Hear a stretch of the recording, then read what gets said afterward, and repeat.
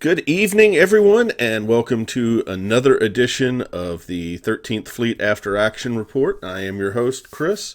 We have a reduced crew here tonight, but we are going to be talking X-Wing. So, since we're talking X-Wing, I have Dexter with us tonight, and we are going to talk about a couple of things, actually. There was recently a points adjustment that was thrown down by AMG, and there was also a set of new images coming out for Battle of Endor for the Imperial forces. So, how are you doing tonight, Dex? Hold on, I cannot hear you here, so let's see what's going on.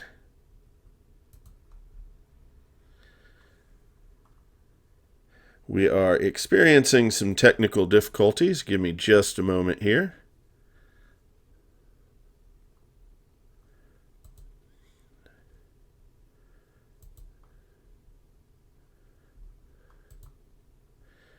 All right, go ahead and try to talk again. Can you hear me all right now? Yeah, we got you now. All right. Not sure what happened there, but glad we got things squared away. How you doing tonight? What about you? I'm doing pretty good. I am definitely interested in these changes and what you think about them. I am going to actually start. I've got called up the ship's point document, and I've got like a side by side comparison to see the changes. Some of these I will be able to comment on. Some of them I will not. So I will definitely be asking your opinion as we go through here too. And you may not have any opinions on them because I know you have not played everything that we're going to be looking at tonight. Sure. So first up, when you're going down the list, and you can find these lists on AMG's website, I will post a link up on the Facebook page so that you guys can check these out on your own. They are PDFs, so you can download, and they have a ship's point document and then the updated ship points document. They are both labeled. Well, actually, one is labeled the new one, and one is labeled as the previous one. So the first thing that comes up is Captain Faroff, who is in a TIE Reaper, and I'll be perfectly honest with you, I have no experience with TIE Reapers. I But think, sorry, go ahead. but the only change on that is the loadout value, and he only lost 1 point, so I'm kind of curious as to what might have been the determining factor on that one. Yeah, I think what a lot of people were seeing him used as was in partnership with Rack in the Decimator. Farroff would take Triple Zero and Ruthless. And as far as I can tell, the only thing that they really changed it for was so he couldn't take both Triple Zero and Ruthless. He had to pick if he wanted Ruthless in combination with some other crew or modifications, or if he wanted just to take Triple Zero. I think just because obviously Ruthless doesn't really hurt when you're flying a Decimator and you're flying those two in tandem with each other, and Triple Yeah. Zero works so well with pretty much anything that you can put on rack. So I think it was just to kind of discourage that, or at least make it a little bit weaker. Now I'm with me switching windows, my OBS is acting a little bit funny. So if you lose image on anybody who's watching, if you lose image on this, go ahead and let me know in stream chat so that I know that I can fix this. Okay. The next thing that we're going to look at, of course, there are all of the Battle Over Endor Imperial cards have been added to the points list. We're not going to get into those right now because we're going to take a look at those a little bit later. But the next big thing that comes up here, let's see if I am correct. Yep, Major Rhymer. And we can't talk about Major Rhymer without also talking about Tomax Bryn. And both of them have had a loadout reduction. Major Rhymer went from a 12 to a 7, and Tomax Bryn went from a 10 to a 7. If I have those numbers correct, and I'm pretty sure I do because I played a lot played a lot of those guys. Let's see. Yep, went down to 10, and we all know what the secret on that one is, don't we?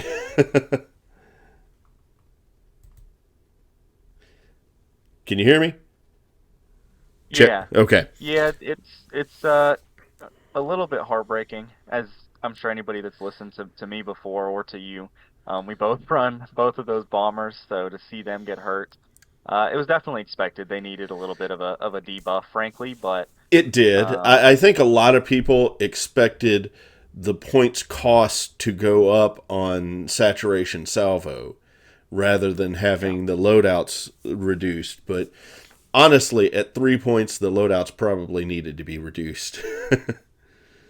Agreed. And they're still, I've kind of toyed with it a little bit. I haven't actually flown them again since then.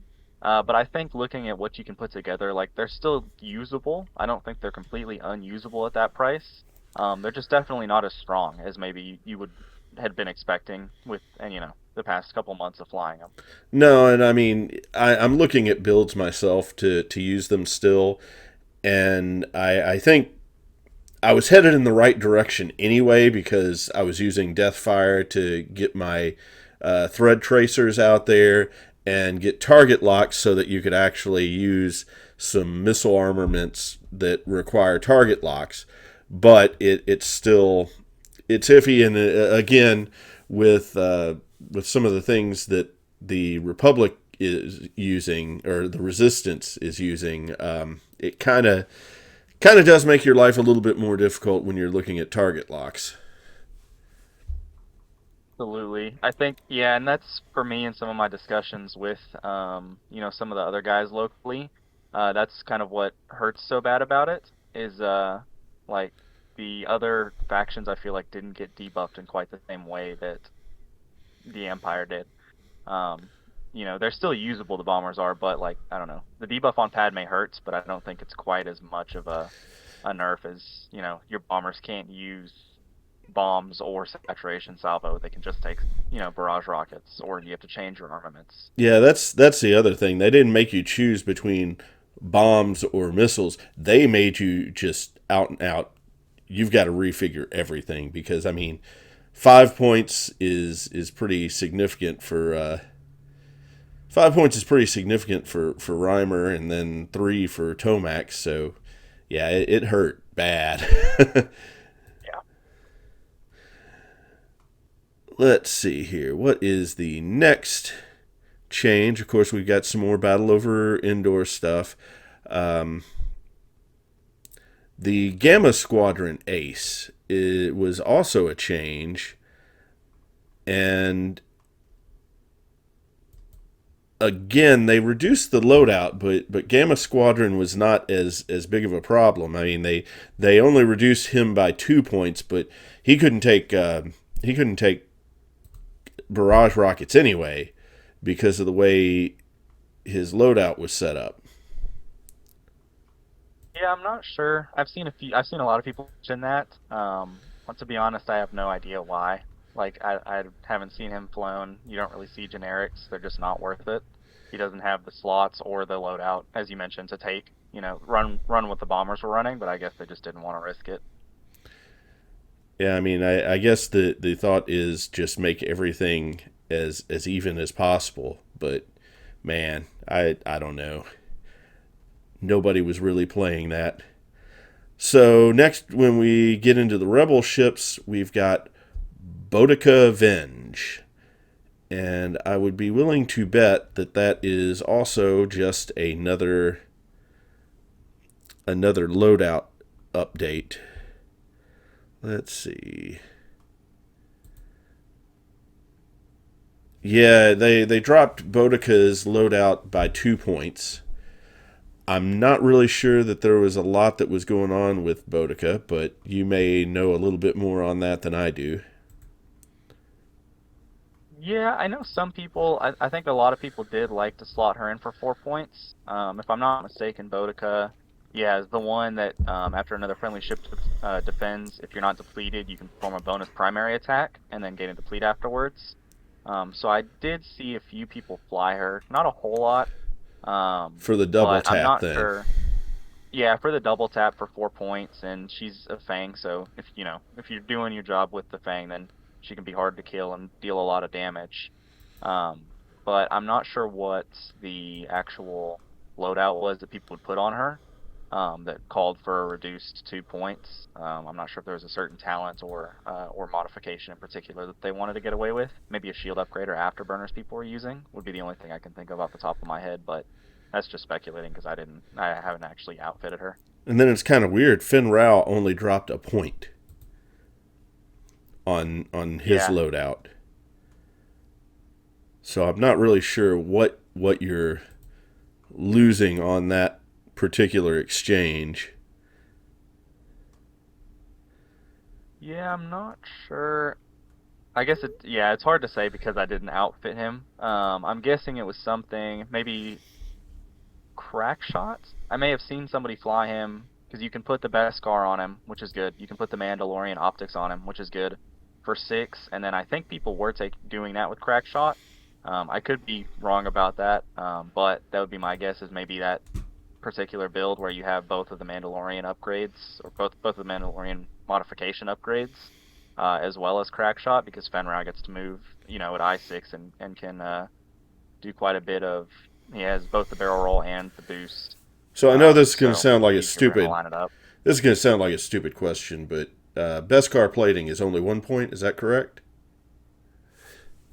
Beskar is 3 points. Okay, There is never mind then. there's a 1 point Mandalorian upgrade called Clan Training.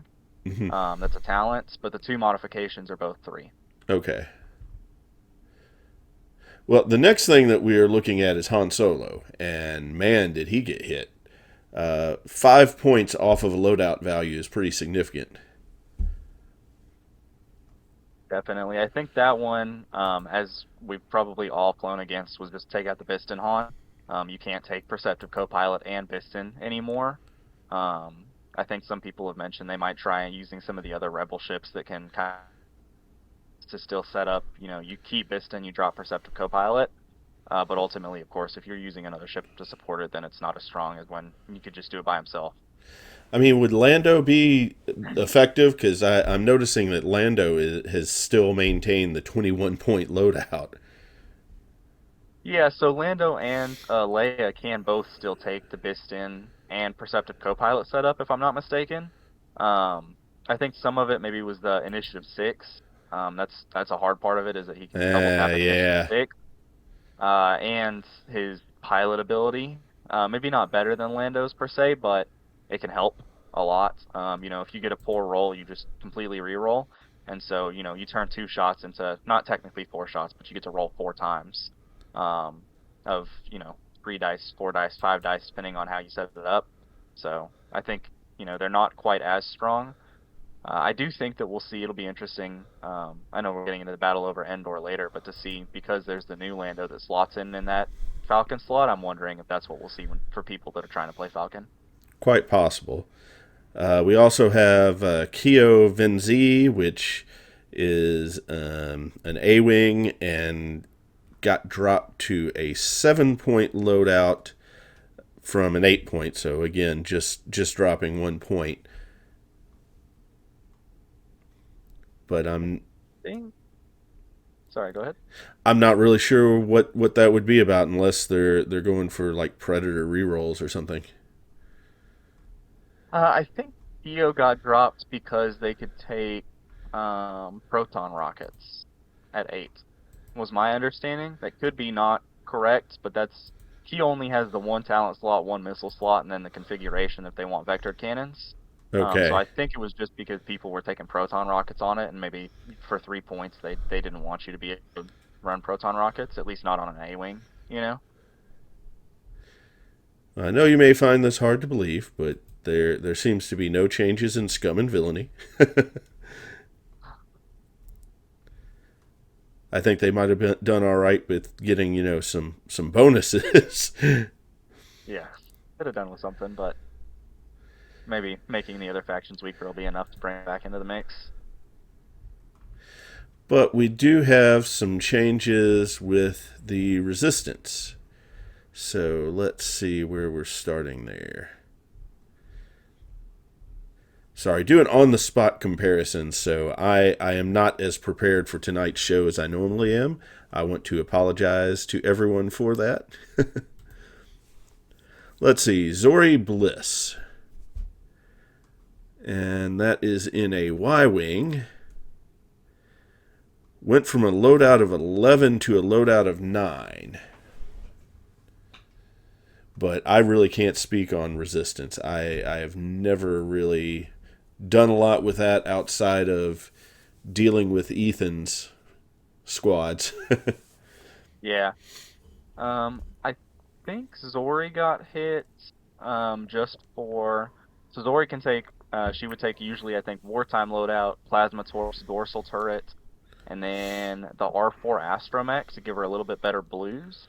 So I think that was the main layout for it that they wanted to hit. I could be wrong on that again, and also like even if that was the main way she was played, who knows if that's the reason that they hit her.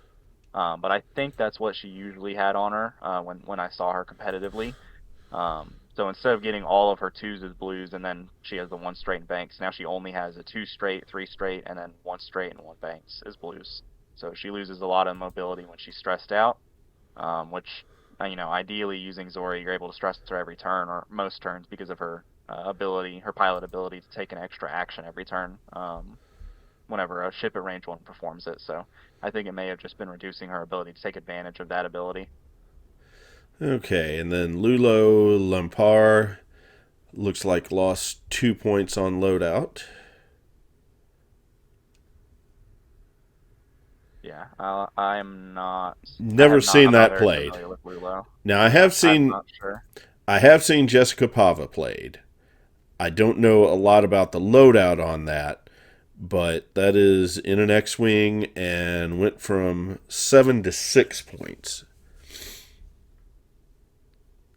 Yeah, I know Ethan flew Jessica, and because of this change, she's actually been trying a different, 4-point A-wing to slot in.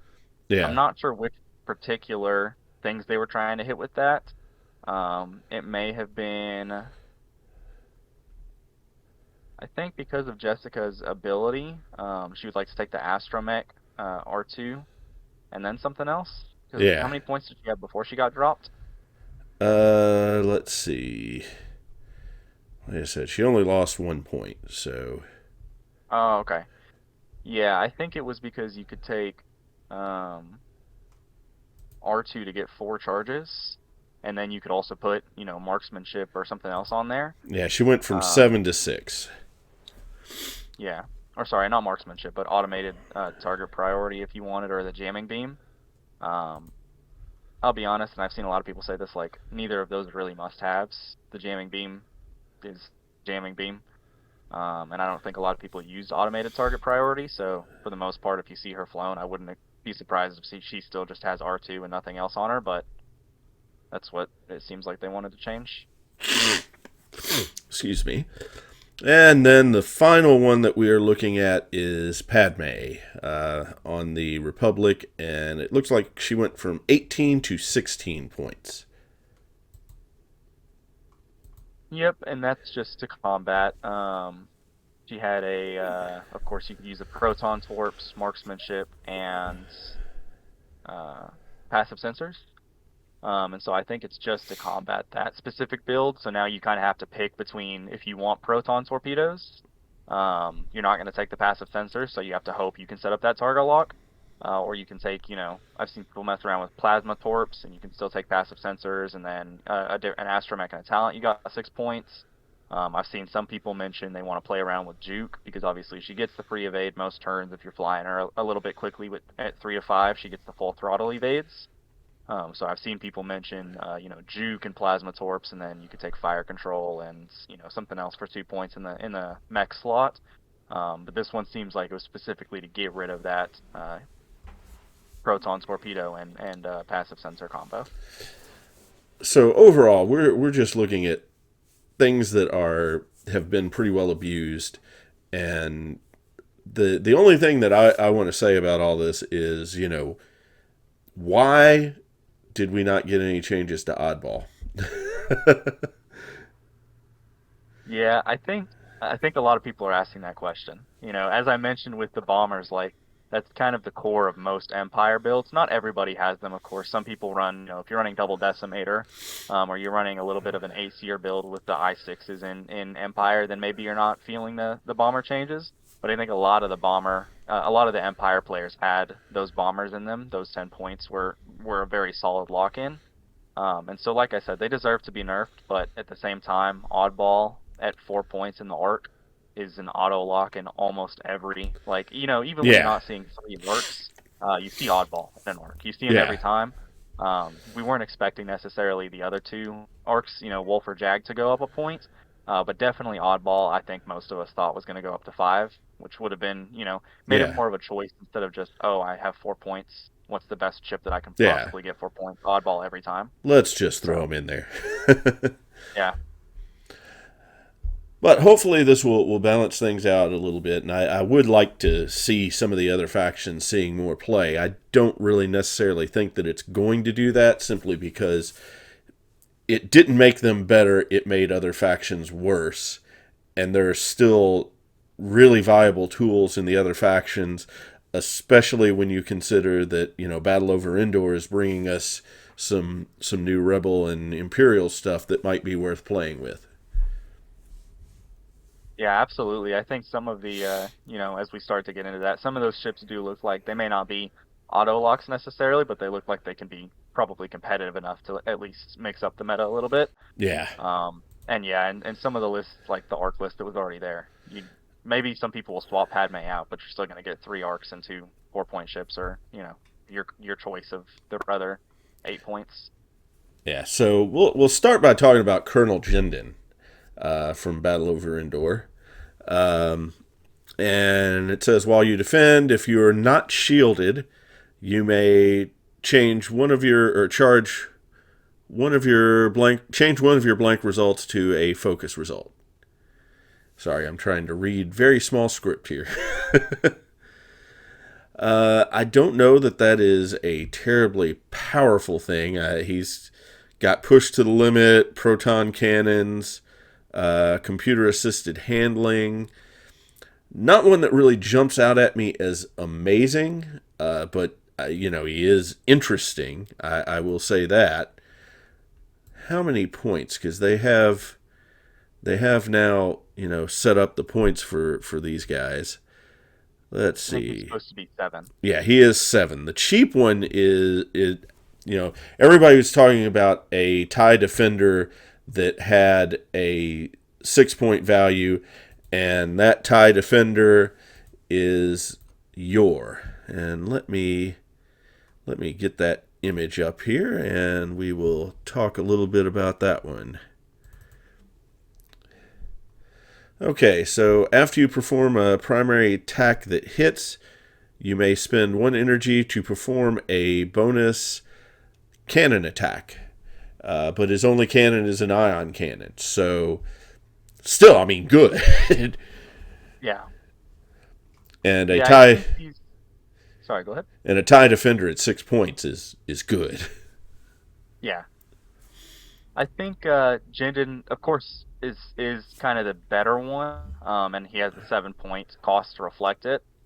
We may see more of Yor though, just because he has the 6 point value. I know some people used to like to fly triple defender, or two defenders and Vader for 6 points and things like that. And so just because of his point value, you may be able to, people that are already very experienced and skilled with those defenders may be able to slot him in and deal a lot of damage. Um, these defenders are both really interesting because of, and we may have mentioned this some, I think, when we talked prior about some of the leaks, but because of their swapped ship ability. So instead of they had full throttle, similar to Padme, where if you execute a 3 to 5 maneuver, you may perform an evade action.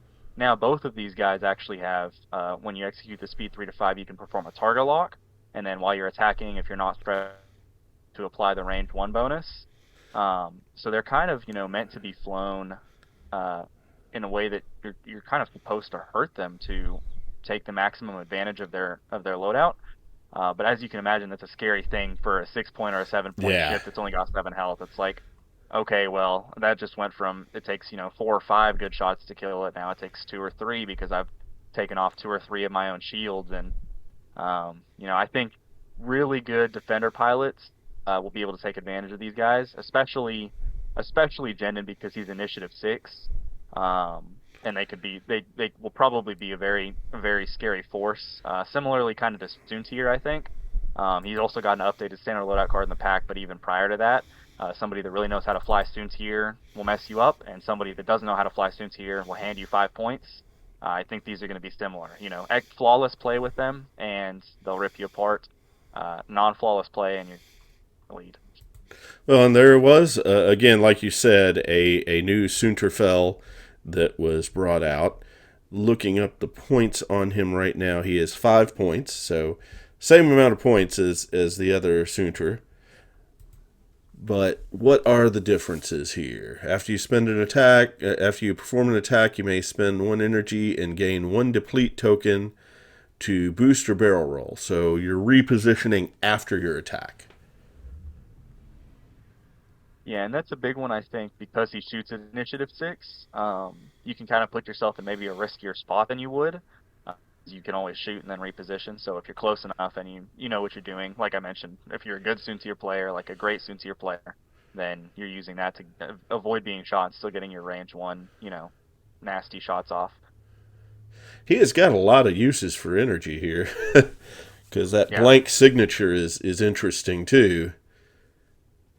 So while defending, he can spend a energy or a charge to regain, change one focus result into an evade result, and then the feedback emitter. But I don't know. I'm always nervous about flying something with 3 hull that's 5 points and no shields. Even if they have 3 evade, those evade dice are not good. Absolutely, yeah. And I think a big hit that he took, that makes it, I've heard talking with Ethan as somebody that flies, is a little bit more comfortable with interceptors. He actually thinks he may prefer customizable Sincere just because they changed the ship ability. So I think the other one is intuitive controls. Whenever you perform an action, you may link a red barrel roll or a red boost, whereas the standard loadout Sincere has during the system perform a red barrel roll or a red boost. So you kind of lose a little bit of that mobility during the actual action phase. Maybe he makes up for some of that because he shoots at initiative 6 and then he can use his pilot ability. But it's hard to say. So I know that's one thing that's kind of a downside to taking him as opposed to the customizable. But he's got a lot of upsides too. Apex Predator, you get a free attack die reroll against any ship that's not initiative 6. Blank signature, if you're not getting target locked, and at least the first lock because of feedback emitter you're dropping, you get to change one focus to an evade, so you can always use your action, to reposition as you kind of would hope to with Soontier. But Yeah. I don't know, it's a little scarier without having the double reposition like you normally would. Now we also have some new Tie fighters, which I was actually kind of surprised that there were ties in here. I thought it was all going to be defenders and interceptors. But Mhm. give me just a moment, and I'm trying to call up a Tie fighter here that has just been brought out, and I have on the screen now. I just want to see the point value here. So I'm looking at Major Mionda, that is a 4 point TIE fighter. Mhm. And is this the one that I absolutely... Yes, this is the one that I absolutely fell in love with. I think this is worth 4 points. Initiative 5 actually has 1 shield to it, which, may not seem like much, but it can prevent a crit. Yeah. But the bigger thing is during the end phase, you may choose up to 2 friendly small ships at range 0 to 2. You and the chosen ships may perform a red barrel roll or a red boost action. So, yeah, it's during the end phase, but it's a reposition, and it's a reposition for 3 ships. Absolutely, and I think it pairs really well with the chip ability that both Major Mionda and the two TIE fighters in this pack have. Formed up at the end of the end phase. If there's another friendly TIE LN fighter at range 0 to 1, you may remove 1 stress token. So Major Mionda or Major Mionda and the other two TIEs, if you happen to use the other two standard loadout ones, can fly in that group, and as long as their primary, like their action during their action phase isn't red, they'll take that red barrel roll or red boost and then immediately lose the stress. You don't even need to worry about a blue the next turn. So, Yeah. fast flyers, fast openers, that could be pretty brutal to get five straight ties that then boost and then five straight again because they're not stressed the next turn. And then swarm tactics on top of that. So, sharing that 5 initiative with somebody else in the group. Absolutely. Now, I don't, not sure how I feel about ruthless on there. You'd have to have something. I mean, maybe this is something that you fly with a Desi. Yeah, possibly this you could use this with another two ties as your other 10 points. And then the decimator and standard loadout Tomax or something like that. Yeah. But then the other tie that we had discussed, let's see, where is that image? I did mention that I was really, really well prepared tonight, didn't I? Let's see, you've got scythe 6. When you perform an attack at range 1 to 2, roll 1 additional attack die. So, I mean, that, especially with the swarm tactics that you're getting from Major Mia, that can make a big difference because, getting 3 dice instead of 2 is very, very nice. Absolutely. I mean, it's like similar. His ability is very similar to Mauler's, customizable cards ability, which is when you perform an attack at attack range 1, or sees initiative 2 instead of initiative 5. But if you're using him in, the pack with Major Mionda, then it doesn't matter because you're shooting at I5 anyways. Sorry, I'm trying to read what this targeting matrix does. Hmm. While attacking, you may spend 1 focus result at the end of the neutralize results step. If you do, after the attack is resolved, the defender gains a strain token. That could be useful. Side 6, how many points is that? I think he's 3, as well as Lieutenant Hebsley is also 3. Yeah. Yeah, he's 3, and let's look at Lieutenant Hebsley and see what we got here. Maybe. I can do this.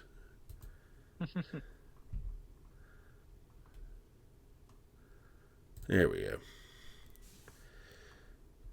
Okay, so after you defend, you may perform a red boost action even while stressed. Well, he's a mover. after you Yeah, and perform After you go ahead. perform a primary attack, you may spend 1 focus token to gain 2 evade tokens, and elusive on top of that. And then no escape is something that we've seen with a lot of these Imperial fighters. I don't know if I like him though. I just Yeah, his pilot ability to me doesn't feel as strong.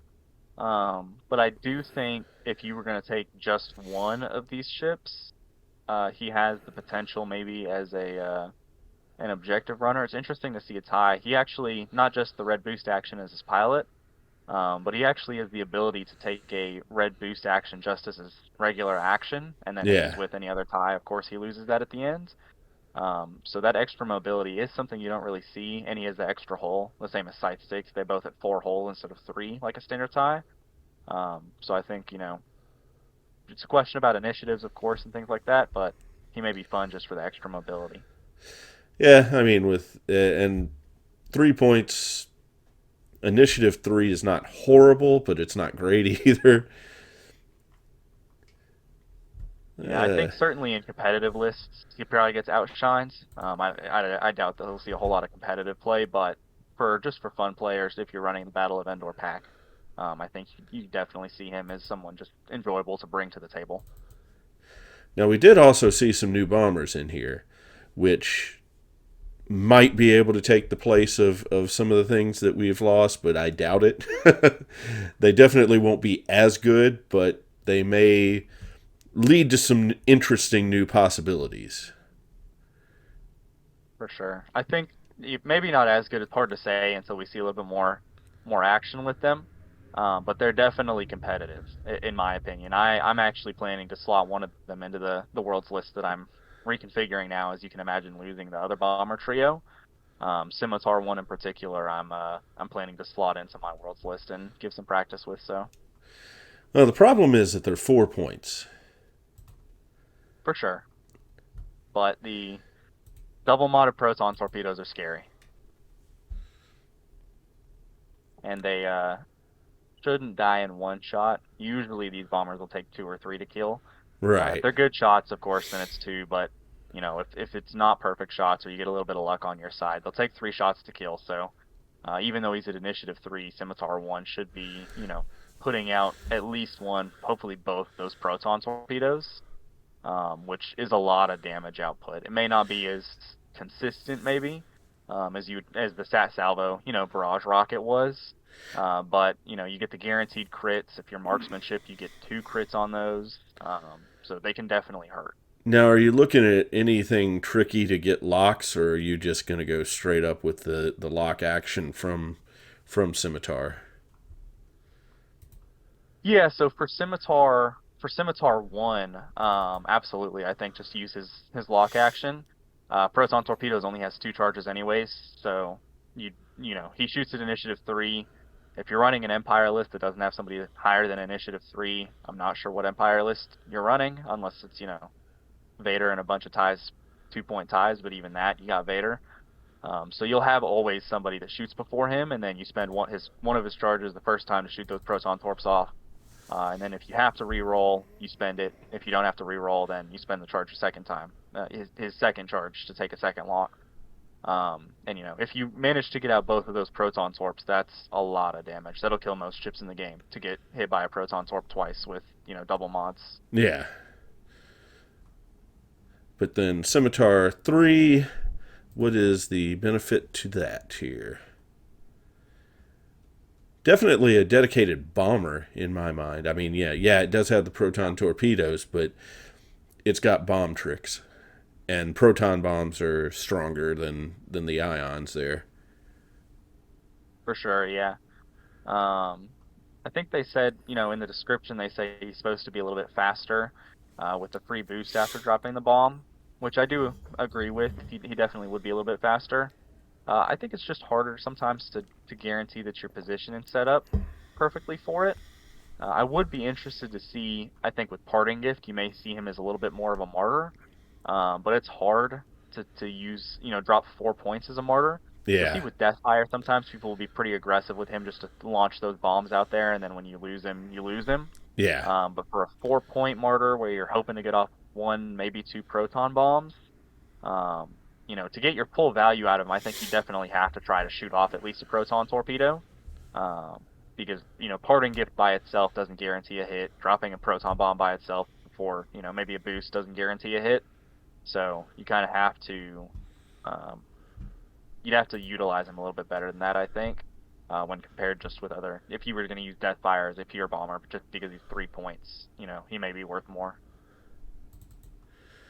so then we have Mouse Monaire, which is an interceptor at 3 points. Also has shields, so I guess the Imperials were learning late in the game that shields are a good thing. Yeah. I think Mouse is 5 points, right? Initiative three It is and five initiative points. 3. I'm not sure the points. I'm double checking those right now. Right. Let's see. Yes, actually 5 points. Yeah, yeah. Again, 5 points for a three-hull ship, even with the addition of a shield. Ooh, Yeah. It's hard. Um, it's also hard just because like a 5 point interceptor, now you're competing with Soontir Fell, right? yeah, Like even ignoring other 5 point ships, if you're talking about a 5 point interceptor, you're competing with an initiative six, you either take the custom one and you take afterburners or shield upgrade and you can double reposition, or you take the new standard loadout one and you have the ultra aggressive Apex Predator and no escape and blank signature. So I just don't think I don't know. They seem like a lot of fun, but the 5 point slot in, you're competing with Tune to Your Fell, and it's hard to compete with Initiative 6 as an Initiative Yeah, I 3. mean, the big trick to this is movement because he can use a speed 2 template for barrel rolls and for boosts, but I don't know. If I'm repositioning, I'm trying to go for precision rather than for distance, and speed 2 just doesn't lend itself to precision in my mind. I mean, it's a good surprise, it's a gotcha, but if you see that on the table, guess what? You're not going to be surprised by it. Yeah, and it suffers the same way I mentioned the standard loadout Tune tier suffers from not having the intuitive controls. It has sensitive. Yeah, I think mouse also would be more, competitive if they had intuitive controls. Because as it currently stands, his pilot ability, after you perform an evade action, gain a calculate token, that is pretty damn strong. And outmaneuver, no escape, like overall, it's a pretty good looking interceptor. But, if your goal is to be able to evade and run away, or evade and, reposition as the pilot ability would lead you to hope for, you just can't. He doesn't even get the benefit of take a shot and then reposition afterwards at initiative 6. Mouse is just you're either committing to hoping the evade and the calculate saves you, or you're committing to repositioning so you don't get shot. And a 5 point interceptor just has to not get shot. So I don't know, just not doesn't do it for me because the reposition is so important, and you lose the ability to double reposition or evade reposition. well, we'll finish off the look here with, let's see, where is this? Sorry, I'm not sure how many points Sapphire 2 is. I think Sapphire 2 got slotted in at 4 points, which was kind of disappointing. Yeah, again, with how flimsy these ships are. I mean, I know they're maneuverable and everything, but I really, really, really feel like they need to be lower points because it doesn't do you any good if you die in one shot. But it is four Yeah, points. and it's hard, in the 3 point range, they're competing with bombers, which can deal a lot of damage and have a lot of health, or TIE fighters. So they kind of have to be 4 points because otherwise it's just a better TIE fighter and you're Yeah. paying three. But I it mean, it has is to putting be out more higher than damage. initiative one. Yeah. Yeah, absolutely. But the abilities on this one look a lot of fun as well. While you defend, if you're focused, roll one additional defense die. Primed thrusters and reckless. They've got targeting matrix to try and apply that strain for future turns.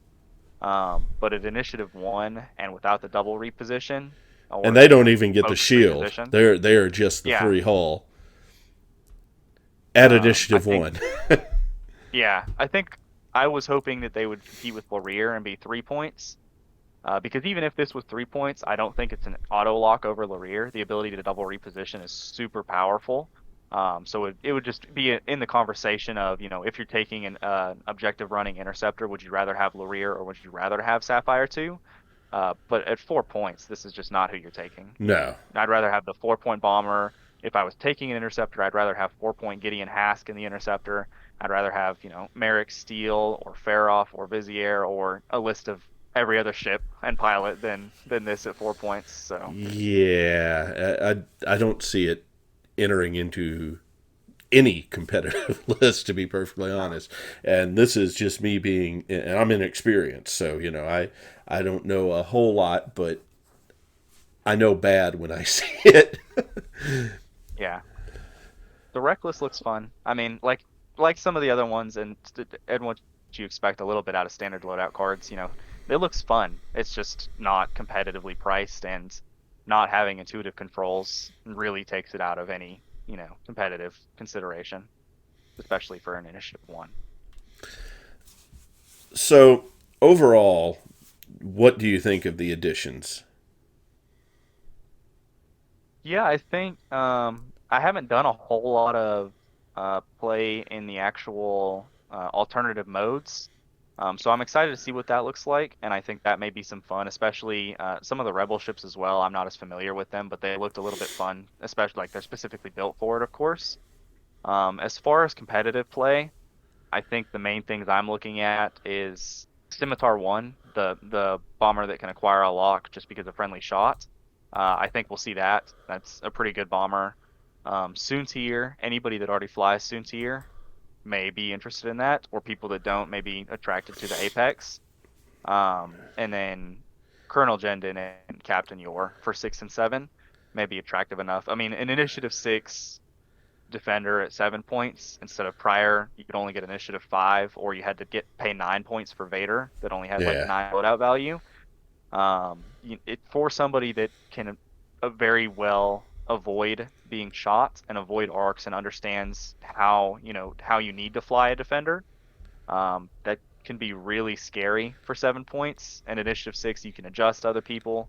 If you're not getting shot, which you shouldn't be, you can deal a whole lot of damage with proton cannons and a range 1 bonus and a target lock because of Chiss engineering. And once he does lose his shields, he has a little bit more survivability because of the pilot ability. yeah. So I think he could be scary if you see him, the same as Soontier. If you see somebody with the Soontier, and cross your fingers that they don't know how to use him, because if they know how to use him well, that's going to be a scary ship. And if they don't know how to use him well, then you just got 5 points. I, s- Whatever. The first time you shoot at him. I still say my pick of the batch is Major Mianda. I love this group repositioning idea, and the fact that they get rid of the tokens. It may be a little bit late. I mean, if you're doing it in the end phase, it may not be as helpful as I think it's going to be. But I don't know. The fact that you're doing 3 ships with that, and you've got the swarm tactics to help you bring up, whoever else is running through here. You can do the barrel roll into a red evade, which is really nice, especially with the 3 dexterity there, the 3 agility, allowing you to have the 3 defensive dice. And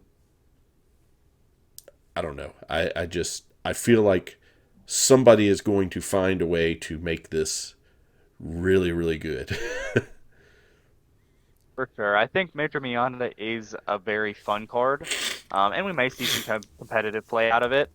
The red barrel roll or red boost for it and 2 other ships is helpful. I think the hard part is if the other 2 ships don't have formed up. So, for example, you take it and you want to use the best 3-point TIE fighters. Okay, you might be taking, Sane Marana and Gideon Hask, or Gideon Hask and Del Miko. Or, if you want to go a little bit more expensive, you're taking like Mauler and Backstabber.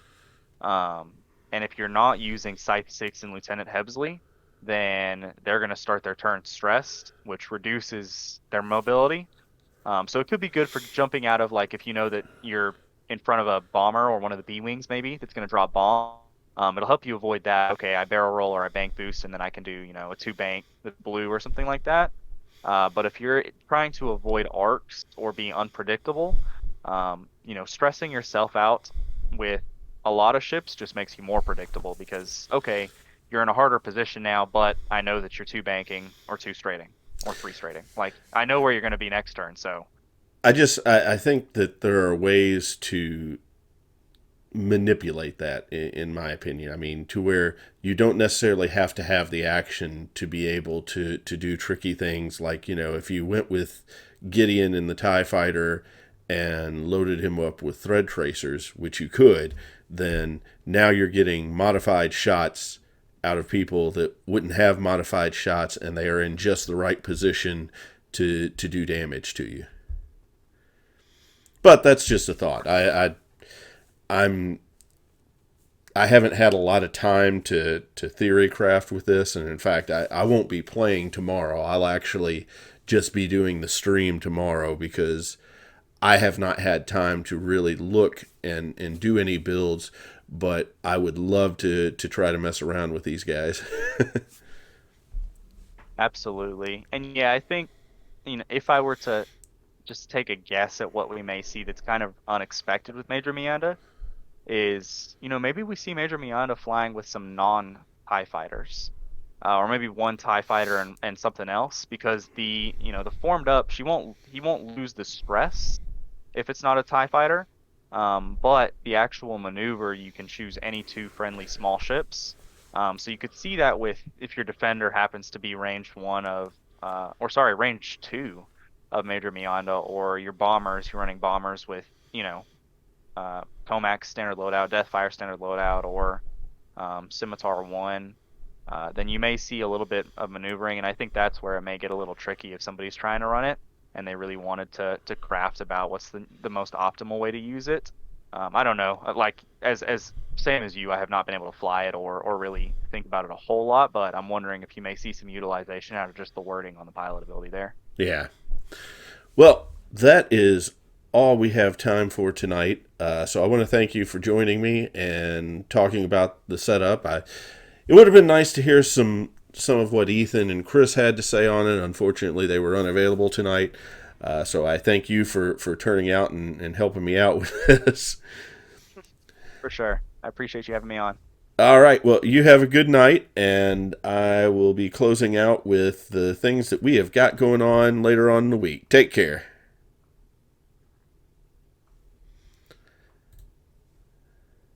So, thank you for joining the show today. As I said, we do have some things going on. We'll have Tuesday night X-Wing tomorrow night. Not sure who we're going to have on the stream. Not sure if we're going to have anybody trying out any of the new stuff. But if anybody is, I probably will do my best to get them onto the stream just so that you can see how some of these new things work. On top of that, on Thursday, we will be continuing the Thursday Night Armada Rebellion in the Rim campaign. Looking forward to round two. I probably will not be on the stream on that one since I was on the stream this past time. We'll probably try to get a new pairing of people on there just so that you can see some more of the fleets that are involved. We will definitely try to give you an after action report on the Rebellion in the Rim on top of the regular after action report next Monday, which should focus on Armada again. It just depends on if any news breaks. We may end up, going ahead and trying to get into that. But with that, I'm going to say good night. Thank you for watching. You can join us on the Facebook page, the 13th Fleet. Just look for it. You'll be able to find it. We're on Instagram. We're on Twitter. No, we're not on Twitter. We are on Twitch. And we are on YouTube, which you'll be able to find this on YouTube after the show is over here. So have a good night. Have a great week. And I hope to catch you next time around.